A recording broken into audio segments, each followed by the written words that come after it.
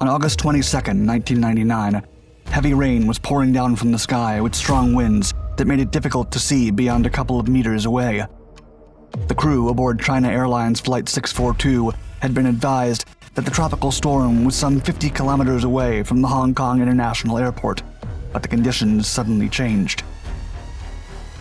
Previous flights had been diverted to another airport, but Captain Gerardo Lettich and his second-in-command decided they could land the aircraft safely.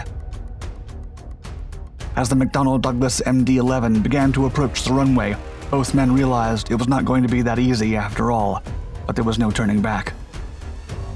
Footage taken by observers near the airport captured the exact moment the giant aircraft rolled to the right, crashed on the ground, and erupted into a ball of flames.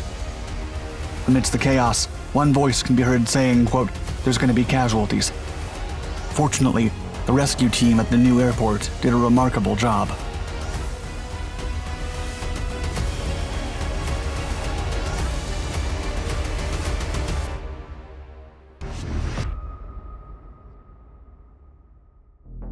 Severe Tropical Storm Sam.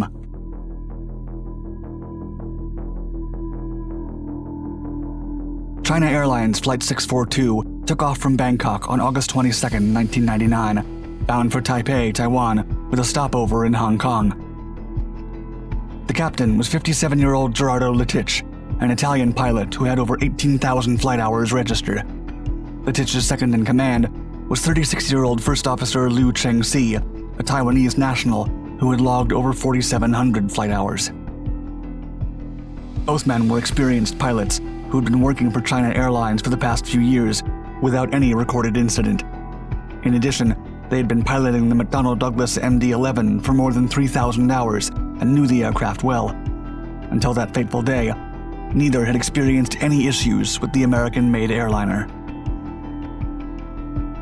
Although the crew had already flown from Taipei to Bangkok the day before the incident, it was reported that a typhoon was heading to Hong Kong. During that peaceful trip, the crew had been aware of the severe tropical storm, or STS, named Sam, which was approaching Hong Kong fast and would possibly be in full swing the following evening while on their second flight. During that journey to Bangkok, the captain and his officer were able to see the gathering storm approaching their location, and the sky was full-on gray. It didn't look good. MD-11.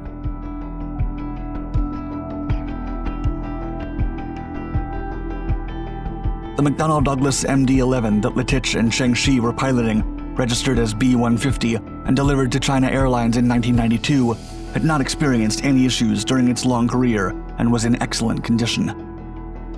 However, the aircraft already had a significant history of incidents, of which the most damaging happened 1 year before the Flight 642 event, when Swiss Air Flight 111 crashed into the Atlantic near Halifax, Nova Scotia, in September of 1998. The cause of the crash was related to a fire that developed from improper wiring of entertainment units, but malfunctions in the aircraft's flight control systems would remain a headache for the airline manufacturer, leading to several accidents.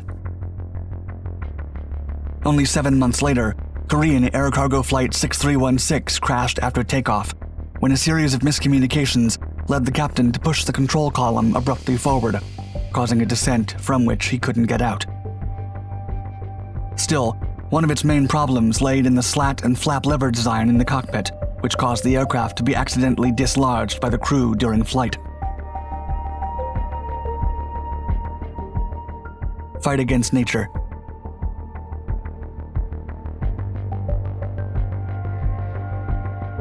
The weather forecast provided to China Airlines Flight 642 during the pre-flight briefing on August 22, 1999, was not encouraging, with expected heavy precipitation and strong winds. Still, Lettich was confident that he could make the trek, albeit with plenty of turbulence. The flight departed on time, with a crew of 15, along with 300 passengers, and the estimated time of arrival in Hong Kong was 6:38 p.m. The airliner had enough fuel to either hold, divert, or make an approach upon arrival. If Captain Lettich attempted an immediate approach while the storm raged on, the aircraft would be close to its maximum landing weight. This would invariably lead to a dramatic high speed for the approach and landing. However, Captain Lettich was aware of the crosswind component expected over the skies of Hong Kong. With the help of Officer Chen Shi, the captain reviewed the wind direction and the speed limit of 24 knots applicable to wet runways. As the aircraft made its way through the rainy and windy landscape, the crew was contacted by the Automated Terminal Information Service, or ATIS, at 5:40 p.m. It gave a surface wind of 320 degrees with an average of 30 to 45 knots in heavy rain. ATIS also warned the crew that wind shear and turbulence would be severe when approaching the airport. The captain knew that the crosswind component of 26 knots exceeded the company's wet runway limit of 24 knots and constantly monitored the changes in wind direction as the flight approached the location. Then, at 6:14 p.m., Hong Kong Area Radar Control cleared China Airlines Flight 642 for its descent. Still, the weather kept getting worse as Captain Lettich and Officer Chen Shi saw the city from afar and started the approach. A hard landing.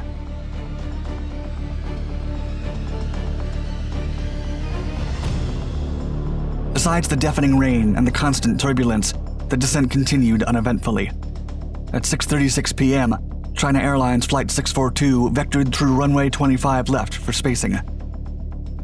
The co-pilot acknowledged, and 2 minutes later, the aircraft was transferred to Hong Kong Tower to continue the approach.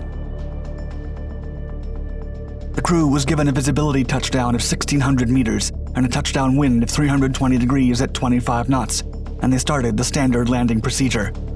Captain Lettich and Officer Chen Shi enabled the autopilot and auto-throttle systems as they approached the runway, and as they visualized the runway and approach lights, Lettich took manual control. It was all proceeding in order until the airspeed suddenly decreased and the rate of descent increased to an excess of over 800 feet per minute. This resulted in a crosswind sector of over 33 knots, which put enormous stress on the aircraft and its limit of 35 knots. The airliner then rolled to the right during the final flare to land, which led to a hard landing. Footage taken by onlookers near the airport captured the rough landing, and the video shows how the right wing separated from the fuselage, making it roll over and go off the runway while a ball of flames erupted.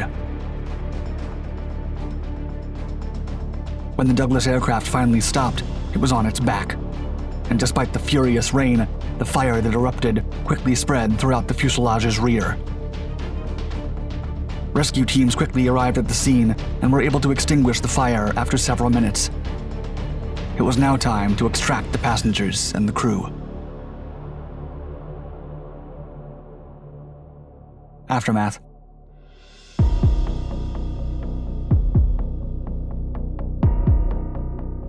While the rescue teams expected many casualties, only 3 passengers lost their lives that day. It was a tragedy, but it could have been worse. Besides the 3 casualties, the 15 crewmen survived, and 219 people sustained injuries. After a meticulous investigation, the final report concluded that the crash was caused by pilot error. It stated that the captain was unable to arrest the high rate of descent at 15 meters on the radar altimeter, and the actual descent rate was about 5.5 meters per second. The report also concluded that the captain should have diverted to Taipei instead of attempting such a perilous landing under severe weather conditions and averting a tragedy that could have been much worse. Even if the Flight 642 incident was caused by human error, Boeing updated the flight control software in the early days of the 21st century to reduce the percentage of unexpected pitch movements and avoid unfortunate accidents. Additionally, the company also tried to find a way around the aircraft's design, which prioritized fuel efficiency and inhibited the MD-11's crosswind performance.